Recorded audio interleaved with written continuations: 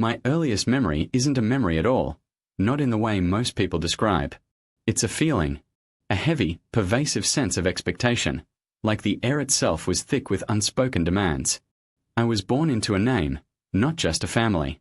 A name that carried weight, whispered in certain circles, feared in others. My father, Victor, was the architect of this empire, and I, Elias, was his only son. I never had a childhood in the traditional sense. There were no scraped knees from falling off bikes, no innocent games of make-believe. My playgrounds were the hushed studies where men in expensive suits spoke in low tones, their eyes constantly scanning, their hands never far from their pockets. My toys were books on strategy, history, economics, not the simplified versions for children, but the dense, unforgiving texts meant for adults. My father believed in immersion. He believed in preparation. He was a man of formidable presence, not through brute force, but through an intellect that could dissect any situation, any person, with surgical precision. His eyes, the same shade of cold grey as mine, missed nothing. He rarely raised his voice, but when he spoke, every word was a command, every pause a threat. He didn't need to shout to be heard. His authority resonated in the silence he created. From the moment I could string together a sentence, my education began. It wasn't just tutors for languages and mathematics. It was a curriculum designed to forge a leader. I learned to read people, not just their words, but their tells, their fears, their ambitions. I learned the art of negotiation, the delicate dance of give and take, where the true victory often lay in making the other party believe they had won. I learned about loyalty, its price, and its fragility. Loyalty, Elias, he'd say, his voice a low rumble as we sat in his study, the city lights a distant blur beyond the bulletproof glass, is a currency. You earn it, you spend it, and sometimes, you have to reclaim it with interest. I saw the consequences of disloyalty, too. Not directly, not in graphic detail, but in the sudden disappearances, the hushed reports, the subtle shift in the atmosphere around the estate. A man would be there one day, a fixture, a trusted lieutenant, and the next, he would simply be gone. No explanation, no farewells. Just an empty chair, a vacant office, and a new face filling the void. The message was clear, unspoken, and terrifyingly effective. I was never shielded from the reality of our world. My father believed that ignorance was a weakness, a luxury we couldn't afford. He took me on business trips that were anything but. I saw the legitimate fronts, the shipping companies, the real estate ventures, the investment firms, that masked the true nature of our operations. And I saw the shadows beneath them. The back rooms where deals were struck with men whose eyes held no warmth, the warehouses where illicit goods change hands, the quiet meetings where territories were carved out or defended. I remember one particular incident when I was perhaps 12. We were in a remote warehouse, the air thick with the smell of diesel and something metallic. Two men were arguing, their voices rising, their faces contorted with rage. One of them pulled a knife. My father, who had been observing from a distance, didn't flinch. He simply nodded to one of his men, a hulking figure named Cale. Cale moved with surprising speed, disarming the man, then breaking his arm with a sickening snap. The man screamed, collapsing to the floor. I felt a surge of nausea, a cold dread. My father turned to me, his expression unreadable. "Observe, Elias," he said, his voice calm, almost pedagogical. "Violence is a tool. It is never the first choice, but it must always be an option. And when it is used, it must be decisive. Hesitation is weakness. Weakness invites challenge." He didn't ask me if I was all right. He didn't offer comfort. He offered a lesson. And I learned it. I learned to compartmentalize, to push down the revulsion, to analyze the situation dispassionately. It was a survival mechanism, a necessary adaptation to the world I inhabited. As I grew older, my training intensified. I was sent to the best universities, not to earn a degree, but to understand the systems, the networks, the vulnerabilities of the legitimate world. I studied law, not to practice it, but to circumvent it. I studied finance, not to build a portfolio, but to launder fortunes. I studied political science, not to vote, but to influence. My father would test me constantly. He'd present me with complex scenarios, ethical dilemmas disguised as business problems. A rival family is encroaching on our territory. Their leader is a man of honor, but his lieutenants are ambitious and ruthless. How do you respond? Or, One of our key assets has been compromised by an internal leak. You have 3 suspects. How do you identify the traitor and neutralize the threat without destabilizing the entire operation? I would spend hours, sometimes days, dissecting these problems, mapping out strategies, anticipating counter-moves. My father would listen, his gaze unwavering, occasionally interjecting with a pointed question, forcing me to dig deeper, to consider angles I had overlooked. He was never satisfied with a simple answer. He demanded thoroughness, foresight, and a ruthless pragmatism. I often wondered if he ever questioned the path he had chosen for me, if he ever saw the flicker of doubt in my eyes, the moments of quiet rebellion in my soul. But he never acknowledged it. To him, this was my destiny, my birthright, and my duty.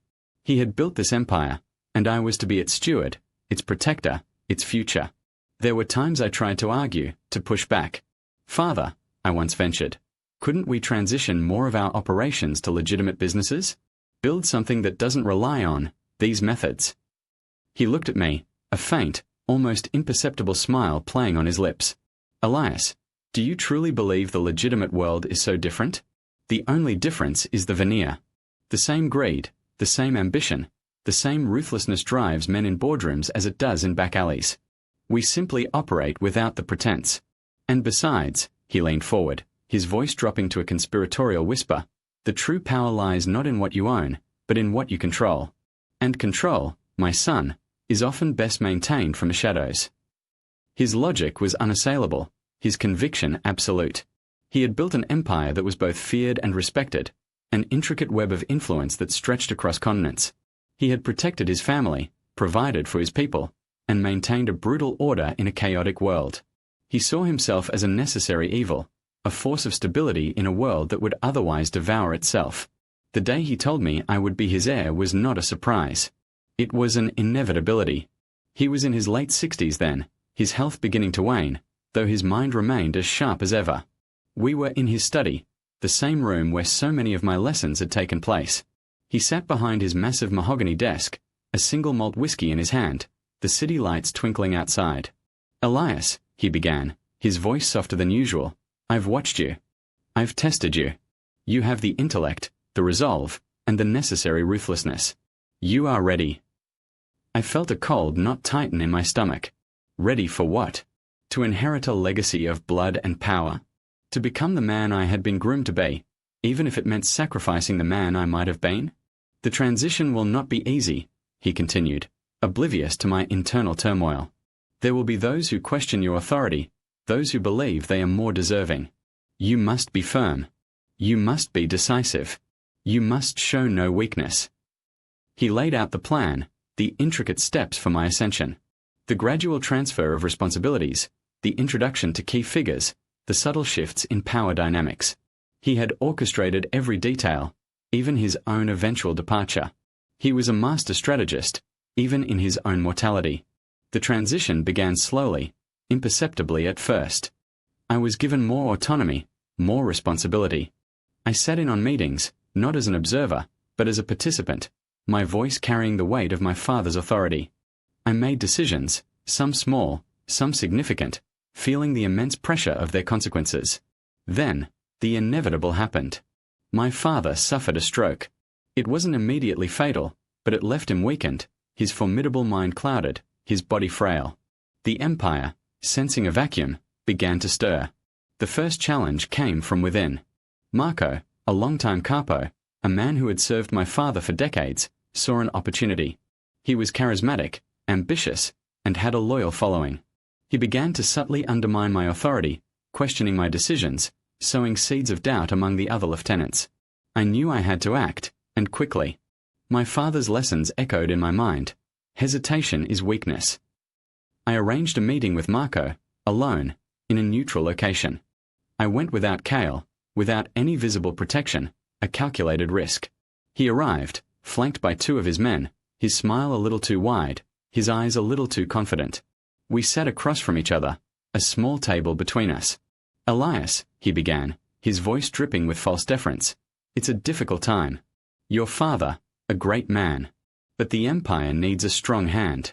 A steady hand. Some of us worry that you, with all due respect, are perhaps not yet ready for such a burden." I met his gaze, my own expression carefully neutral. Marco, my father prepared me for this. He chose me. Are you questioning his judgment?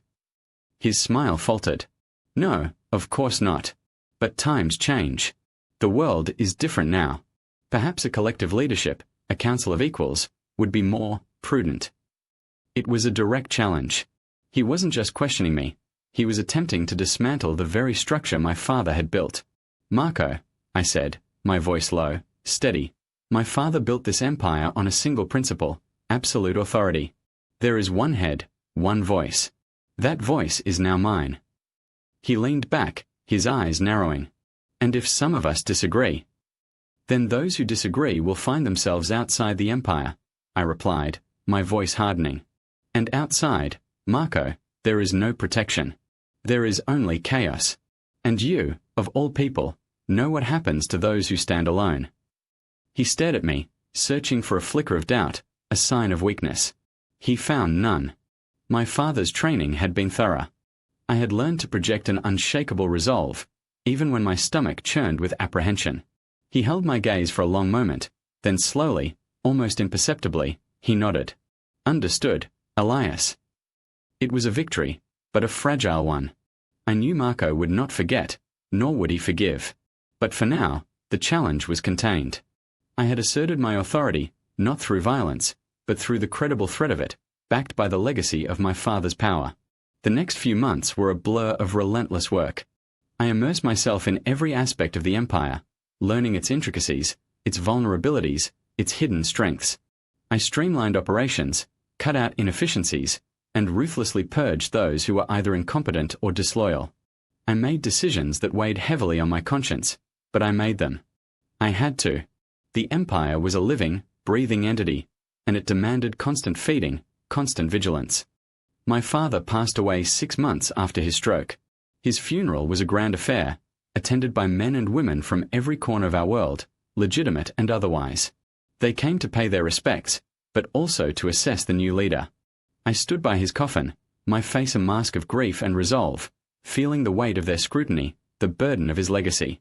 The empire was mine now, truly mine. And with it came a new kind of challenge. Not just external threats or internal power struggles, but the struggle within myself. Could I lead this empire without becoming the monster it sometimes demanded? Could I find a way to honor my father's legacy while forging my own path? I began to make subtle changes. I invested more heavily in the legitimate fronts, expanding their reach, diversifying their portfolios. I sought to reduce the empire's reliance on the more illicit activities, not out of moral purity, but out of a pragmatic understanding that the world was changing, becoming more interconnected, more transparent. The old ways, while effective, were becoming increasingly risky. This shift was met with resistance. The old guard, the men who had grown up in the shadows, saw it as a betrayal of tradition, a weakening of our core.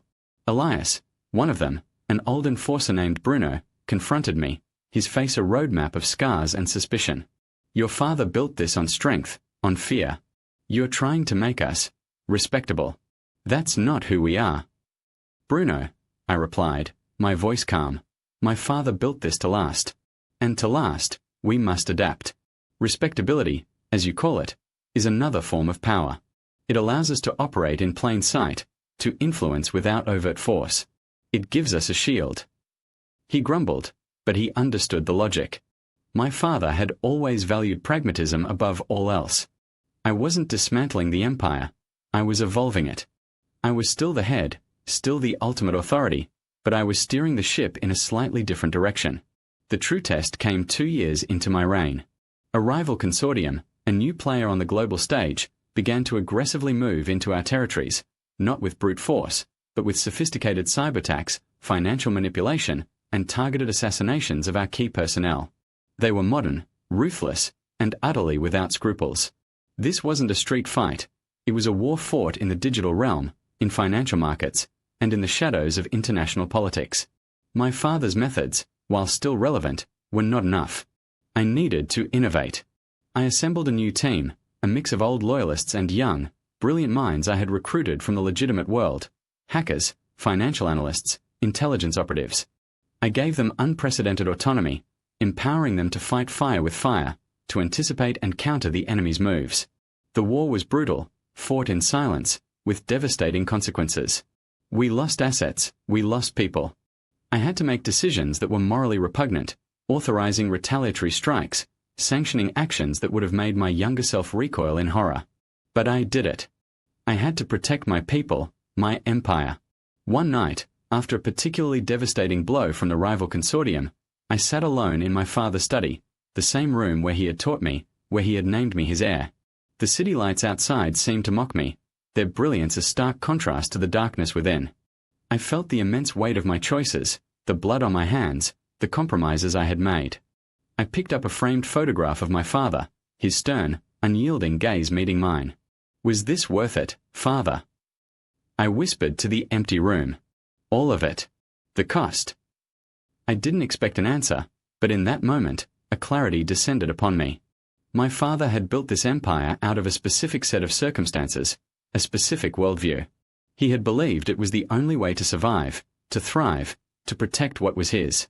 And in his time, perhaps it was. But my time was different. The world had changed, and the empire had to change with it. I couldn't simply be a continuation of his legacy. I had to be its evolution.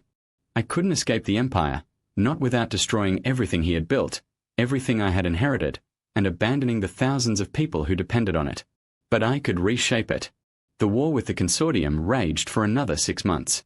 It was a war of attrition, a test of wills and resources. In the end, we didn't achieve a decisive victory in the traditional sense. Instead, we reached a stalemate, a mutual understanding that continued conflict would only lead to mutual destruction. We negotiated a truce, a division of territories, a fragile peace built on respect for each other's capabilities. It was a different kind of resolution than my father might have sought. He would have wanted total annihilation of the enemy. But I understood that sometimes survival meant compromise, meant finding a way to coexist, even with your adversaries. After the truce, I doubled down on my efforts to legitimize the empire. I poured resources into technology, into sustainable ventures, into philanthropic initiatives that, while serving our interests, also genuinely benefited communities. I still maintained the shadow operations, the necessary muscle, the intelligence networks, but they became increasingly discreet, increasingly focused on protection rather than expansion. I knew I would never be free of the empire.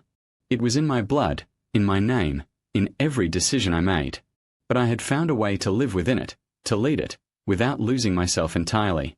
I had taken the tools my father had given me, the intellect, the ruthlessness, the strategic mind, and I was using them to build something new, something that could endure, something that, perhaps, could even do some good, however small, however stained its origins.